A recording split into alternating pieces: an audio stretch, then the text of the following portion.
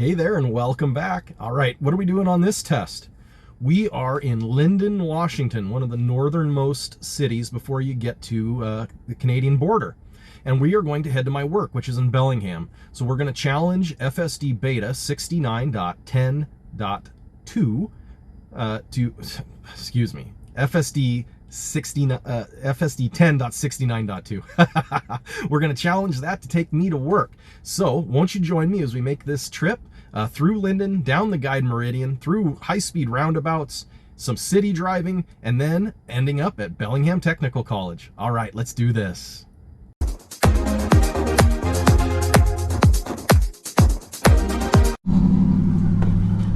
All right, folks, we are going to be traveling through the beautiful little city of Lynden, Washington. Car just stopped for some pedestrians. I literally just turned the camera on so you get a nice view of this beautiful little Dutch city as this guy turns in front of me, or gal. Thanks, gal. Amos did very well though there. So we are FSD through Lynden, Washington. And it is a bit crowded today. Oh boy, the car likes to get close. But we are going to trust it. Oh, it is the city of people pulling out in front of you. But that is okay. We'll give them a pass, I guess.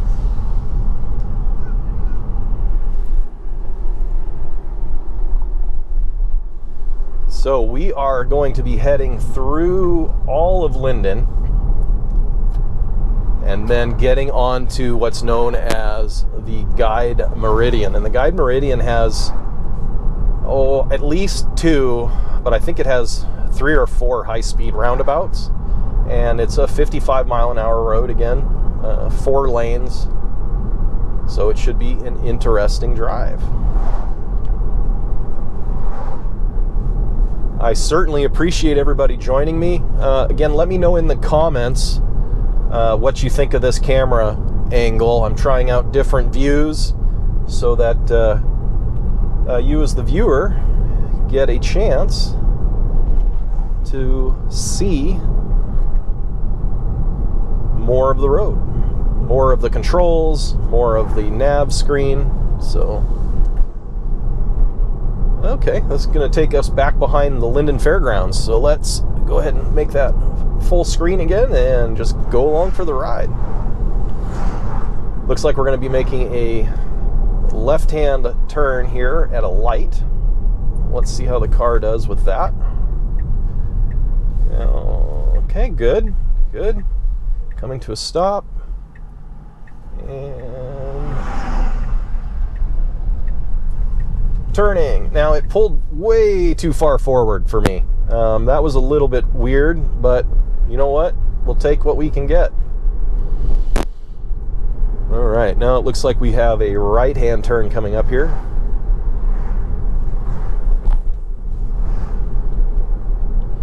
Or just a right-hand kind of dog leg.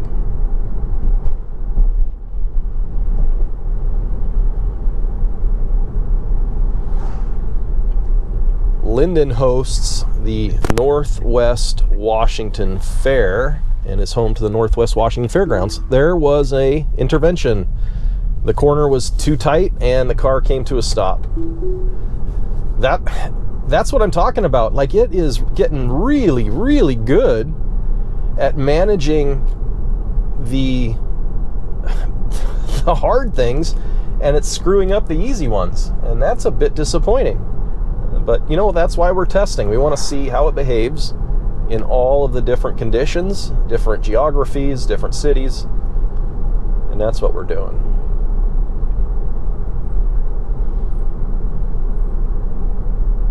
And Northwest Washington Fairgrounds, you can see all the parking here off to the left, and then the fairgrounds are there on the right. Unfortunately, me and the family weren't able to make it there this year. But, you know, it is what it is. We did other fun stuff. You could join us on some of my other videos if you haven't seen. We went to Mount Rushmore this year. I have a video on that. And I talk about the charging, so I take you along as we charge up so you can see what the different charging locations look like in those videos. and then I bring you scenery from the trip. And we also did a trip to Reno this year. All right, car needs to be making a left-hand turn onto the guide Meridian. Very good, nicely done. And this will be a long straight shot, much like that Hannigan trip, only in this instance we're going to have roundabouts to deal with. So our Reno trip was the same. I made a cool video. I think it's cool. It was my early one, so it's a little rough. All my videos are a little rough. With my dad going up to New Halem to check out some charging off the beaten path too. So if you haven't seen that video, some real pretty scenery. And then I show you the 70 kilowatt, I believe it's 70, level 2 charging at New Halem. Okay, folks, car did good. We are now on the guide Meridian and we are headed to Bellingham Technical College.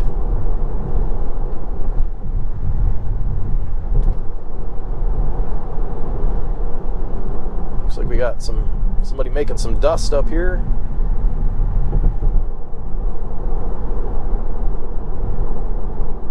And we're approaching our first high-speed roundabout. Let's see how the car does. We've had one intervention so far, a relatively simple intervention too. I'm surprised the car wasn't able to manage that, but you know, it is what it is.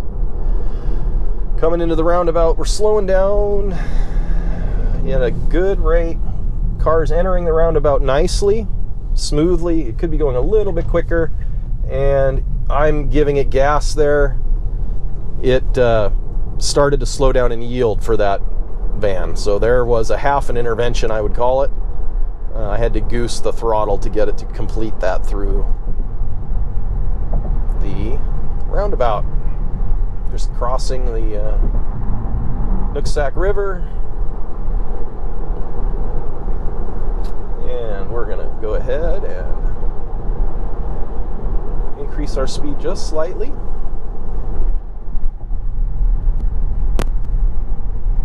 All right, our next challenge, folks, is going to be the Weiser Lake roundabout. So up here, we're going to have another high-speed roundabout, and then we're going to be going to Weiser Lake. And again, we're going to increase our speed just a little bit. This is a high-speed state route. The speed limit's 50, but we're going to try and maintain a speed that is what traffic is doing. So we'll slow down just a hair, but we want to try and keep up with traffic, be natural here.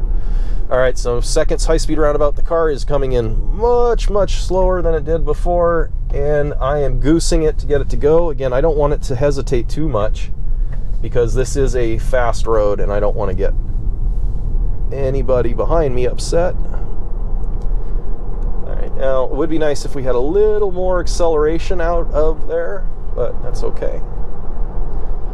All right, here we're crossing what's called Weiser Lake. Pretty little lake with some nice homes on it. So far, we've had half an intervention on both roundabouts. I've had to give it a little bit of a nudge with the accelerator to get it to complete the maneuver, which sucks, but you know, we're going to do the best we can with what we got, and we're trying to help it learn on every one of these rides. And we're approaching our next high-speed roundabout. This one on the Pole Road. The Pole Road would take you to Nooksack and Everson if you wanted to head out that direction. It takes you east. Car is pinching its brakes. It sees this belly dump truck in front of us, and it wants to make sure it's doing what it's supposed to. Okay, now this one, it's coming in at a decent speed. Totally appropriate to stop because of the oncoming traffic. So this makes sense to me. Now we're going to see how it behaves. Now it should go. We're going to goose it to go. And I am no longer goosing it. Now the car is driving itself through here. No lines, but it managed. It managed to get through there with very minimal lines. So good job, Amos. I had to goose him to get started, but once he started, I took my foot off the gas. So we're still having some issues with roundabouts. And again, I'm not going to take any chances at 55, 60 miles an hour, somebody coming up behind me. So if we can go, we're going to go. Oh, dirty truck. Should turn biohazard mode on.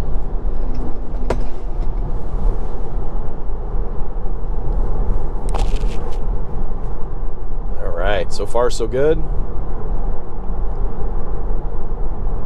Definitely not robo-taxi ready. The other day I said it was like riding with a licensed 17-year-old driver, and I'll still stand by that. Roundabouts are intimidating, and while we're seeing more and more of them show up in the United States, they're still not something a lot of drivers, especially older drivers, are real familiar with. And so I give the car a little bit of a pass if it has troubles on roundabouts, because frankly, folks, so do other human drivers. They get confused and do weird stuff. So we're not going to be too hard on Amos for not getting everything 100%. All right, here we come up to our next high-speed roundabout. This one is on 10 Mile Road. Cool little history lesson. 10 Mile Road, or 10 Mile Creek. So it's 10 Mile Creek Road.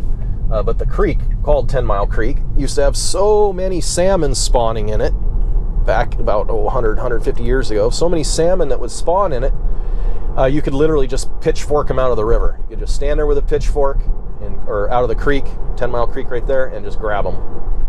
And that's not the case anymore, obviously. They've done some good jobs remediating the wetlands, but, you know, heavy agriculture, a lot of dairy, and so, you know, creeks suffer when you got a lot of dairy. All right, we're rolling through a little town of Laurel, Washington. This is North Whatcom County, cute little town. My high school is actually right up here on the right. I went to high school at the Meridian High School, so that's approaching here on the right-hand side. Spent a lot of time in my teenage years through here. Boy, now the car, I wish it would brake. Okay. All right. That doesn't feel too bad. Okay. We'll take it.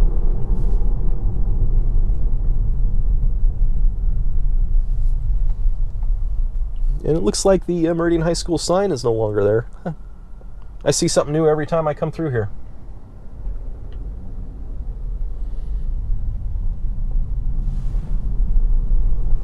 All right, here we are, folks. So again, what are we watching? Well, we're watching Amos navigate essentially just a straight road right now. But we were in Lynden, Washington. Left Lynden, got on the guide Meridian, so we have some city driving in Lynden, and we're taking a high-speed guide Meridian route in Whatcom County. Seeing how it does with roundabouts. We're done with the roundabouts now, folks. Now we're into traffic-controlled intersections, or light-controlled intersections. And we are going to be headed to my place of work, which is the technical college, and we're going to see how Amos does getting us there in what is probably going to be a relatively boring video, but you know what? That's okay. Again, I'm not forcing anybody to watch these. I'm enjoying the heck out of editing, learning the process, making things better, and just documenting the improvements with technology.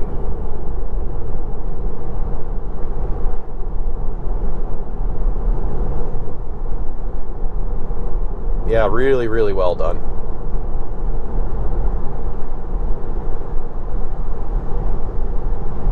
All right, folks, I think what I'm going to do here, I am going to turn the camera off for a little bit.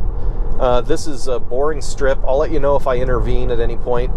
And when we get closer into Bellingham, I'll click the camera back on, and we'll watch and see how Amos does getting me back the rest of the way to work via FSD 10.69.2. All right, and hey, welcome back, folks. You are joining me about 1.7 miles down the road. we're just passing the Walmart, and oh yeah, car's going to hit the brakes a little hard there, but that's okay.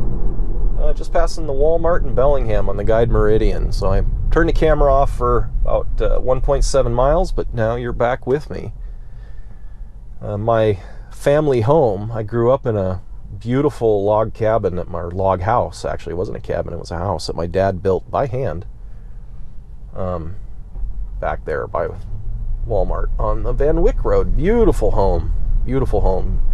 They were fortunate enough to raise a family there on property that my grandfather had purchased and build a beautiful home, and then they were fortunate enough to sell it to the Bellingham Parks Department. So they were blessed to get to have their property, 10 acres and a home,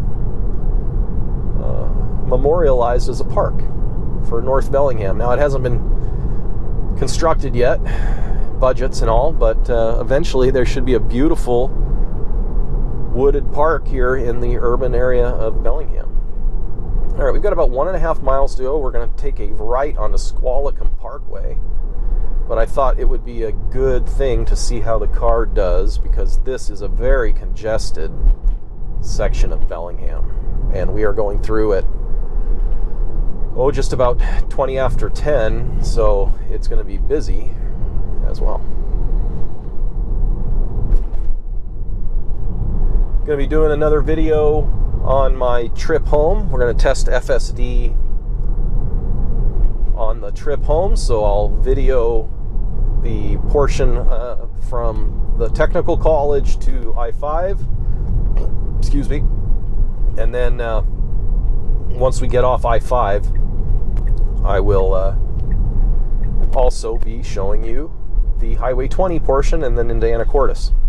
Now, why don't I usually show you I-5? Well, again, we have two stacks on this full self-driving. So one of them is for city driving. That's what you're seeing here, full self-driving FSD. But then when we get onto the freeway or the highway, interstate, autopilot takes over. And the autopilot is what everybody has. And so I just figure I'm not testing autopilot, I'm testing FSD. And it's kind of boring, and I don't want to make the videos overly long. So anyway, those are kind of some of my justifications. Let me know if you'd like to see it, and I will put it in there. I also I get frustrated on Interstate 5. It's a road with a lot of lazy drivers on the West Coast. They just do not want to get out of the left-hand lane. They just want to camp there and go 5 over the speed limit and never get over into the right lane. And that's very frustrating. But if that's something you might be interested in seeing, if you'd like to see me road rage a little bit on my way home, I can make a video of that too. I can show you all of the wonderful I-5 drivers and the things I have to put up with. Hopefully my audio is coming through okay. Really cool. These graphics are just mind-blowing. And again, we're looking at the brains, what the car is seeing and thinking, and that little blue line is its ego. So we watch that to get an idea of where it's thinking about putting us. All right, we've got our green light, and the car goes just like it should. Yeah, very, very nicely done. And we're going to kick up our speed a little bit.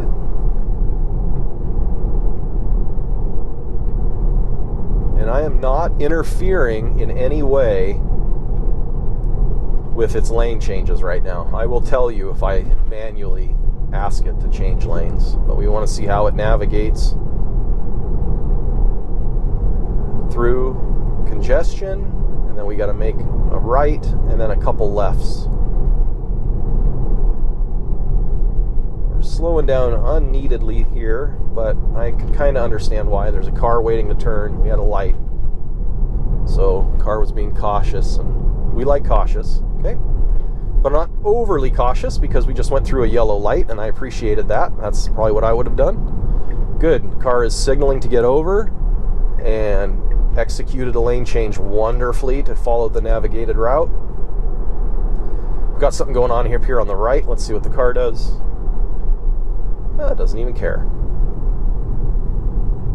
And again, pedestrian sensitivity, I haven't overly noticed it. Now, I've not been going on routes that are heavy with people walking, but I mean, we have seen a lot of pedestrians on my videos so far, and a car doesn't seem to get too upset by them. It really seems to struggle with some of the simplest things. They were both sharp right turns that we've had troubles with the car on. In this video, we had to intervene on a sharp right turn leaving Lynden. And then in the previous video, where we were going from Larrabee Park up to Lynden, we had to intervene on a sharp right-hand corner. So, a little bit disappointed there.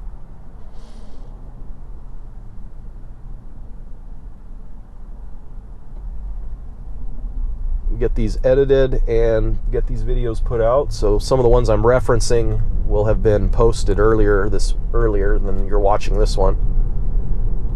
I did my torture test on Chuckanut Drive, and it wasn't much of a torture test. I almost feel like that's a bit of a clickbaity term because, frankly, I didn't have to intervene. The car managed really well. Didn't get upset with that pedestrian. Good use of its blinker. Slowing down appropriately. And making a wonderful turn. Beautiful Audi. Nice car. All right, now we're going to roll down here to Roeder Avenue.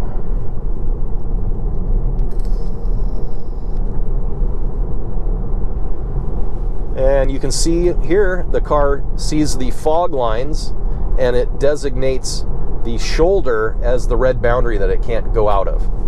Well, that's kind of interesting and neat.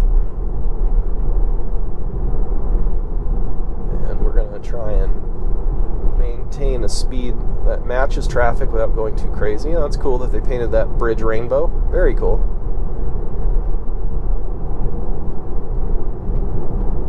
Coming through a sweeping left corner here. Car has no issues with that.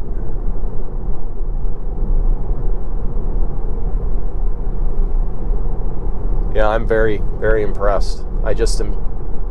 I'm impressed on one hand and disappointed on the other, because, like, how can you have a robo-taxi if it's screwing up some of the simplest things? But I tell you, the progression that this software has had in just the course of the year since January is amazing. Just amazing.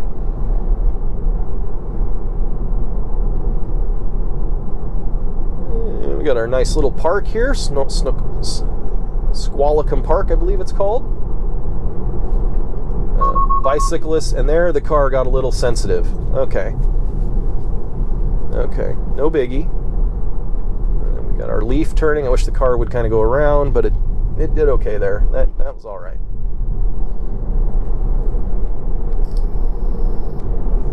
Now you can see we've got a very interesting turn coming up, and I'm curious to see how the car does. Looks like it's a very sharp right.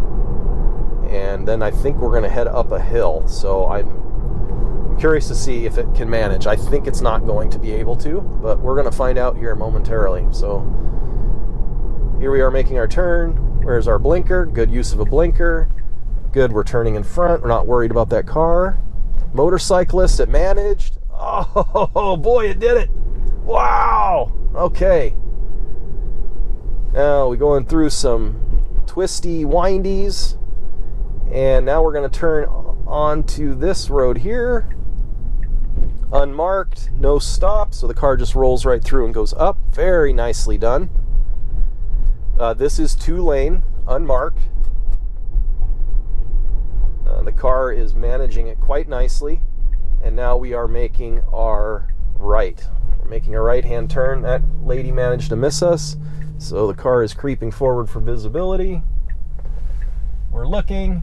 And we're going, and the car went. Yay! And now we've immediately got to make a left. Let's see how it does. Okay, no traffic is coming. Good, it turns. All right, awesome job there, car. All right, Amos, one more challenge. We have to go straight. And let's see what the car does here. It sees the pedestrians and it waits. Very good. and it continues to proceed forward, and we have reached our destinations, folks. We are here at the Bellingham Technical College, and so thank you very much for joining me on this adventure. Amos did well. We had a few interventions, but nothing major. And again, we traveled from Lynden all the way to Bellingham Technical College. All right, we're going to do one more video. We're going to do work to home. So stick around to check that out. And if you like what you see, please hit that like and subscribe.